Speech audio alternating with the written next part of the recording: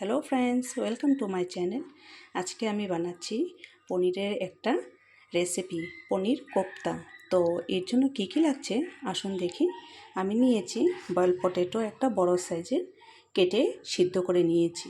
সাথে নিয়েছি পনির, দুটো টমেটো, একটা তেজপাতা আর কর্নফ্লাওয়ার আর ময়দা একসাথে নিয়েছি।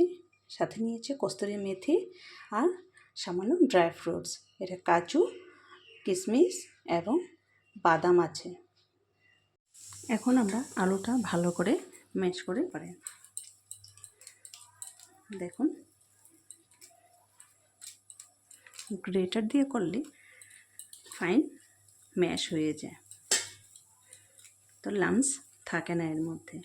তো গ্রেটার দিয়ে করলে বেশি ভালো হয়।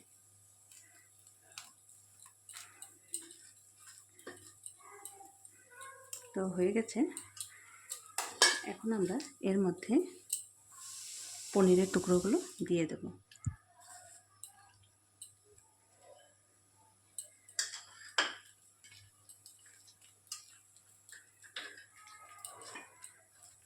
সাথে ড্রাই ফ্রুটসগুলো কেটে রেখেছিলাম, এটাও এর মধ্যে দিয়ে দেব। আমি অল্পই দিয়েছি।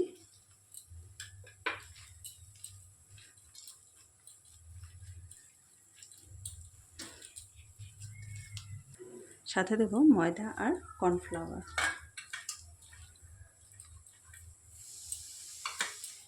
আপনারা অল্প অল্প করে দেবেন।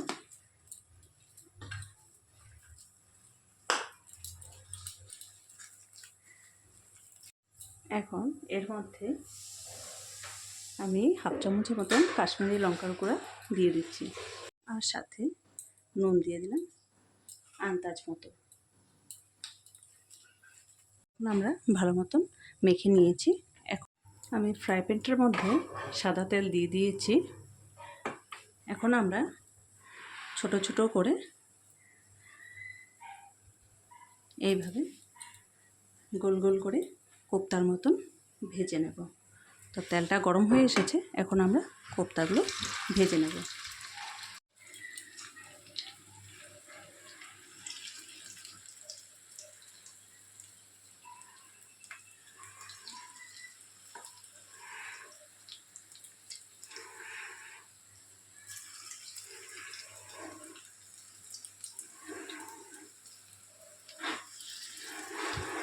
কোপ্তাগুলো এখন আমরা ভালো করে উলট পালট করে ভেজে নেব। কোপ্তাটা ভাজা ভাজা হতে থাক, আমরা টমেটো, কাঁচা লঙ্কা আর গ্রেট করে রাখা কাজু, কিশমিশ আর বাদামটা একসাথে ফাইন পেস্ট করে নেব।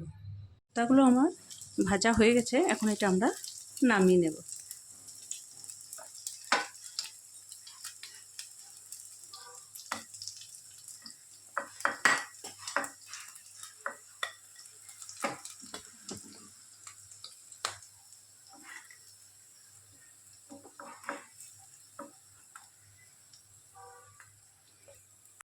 এখন আমরা কড়াইয়ের মধ্যে তেজপাতাটা ছিঁড়ে দিয়ে দেব,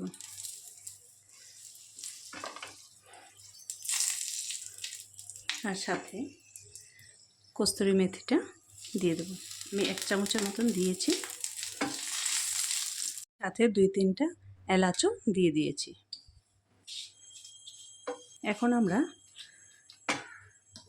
গন্ধটা বেরিয়ে আসলে এখানে পেস্ট করে রাখা টমেটো, কাঁচা লঙ্কা এটা দিয়ে দিচ্ছি।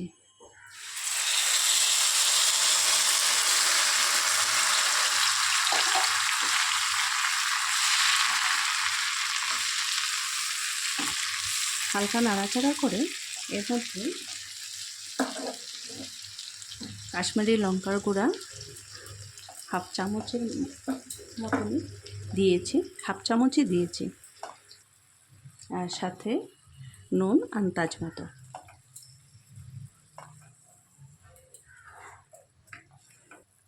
আর সাথে সামান্য হলুদের গুঁড়াটাও দিয়ে দিলাম। এখন স্টিমটা বাড়িয়ে ভালো করে কষিয়ে নেব মশলাটা। দেখুন ভালো মতন কষানো হয়ে গেছে। এখন আমরা এর মধ্যে সামান্য চিনি দিয়ে দিলাম, মিষ্টি।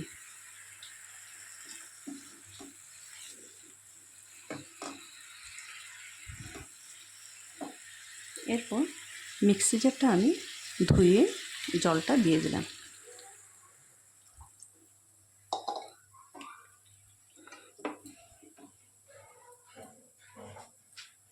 এখন ঢাকা দিয়ে রাখবো 5 মিনিটের জন্য। এরপর দেখছি তো 5 মিনিট হয়ে গেছে। এখন আমরা ঢাকাটা খুলে দেখছি। দেখুন ভালো মতন কষা কষা হয়ে গেছে। এখন আমরা স্টিমটা একটু কমিয়ে দিলাম। এখন এর মধ্যে আমরা কোপ্তার বড়াগুলো দিয়ে দিচ্ছি।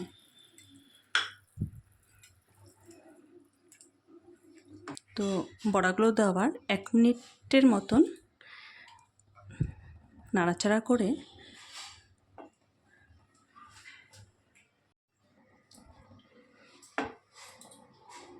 ফ্রেশ ক্রিমটা দিয়ে দেব।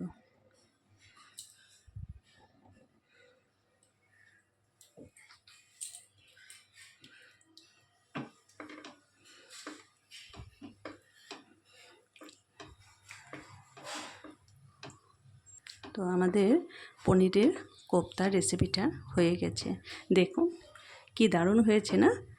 এখন এটা আমরা নামিয়ে সার্ভ করে দেখাচ্ছি।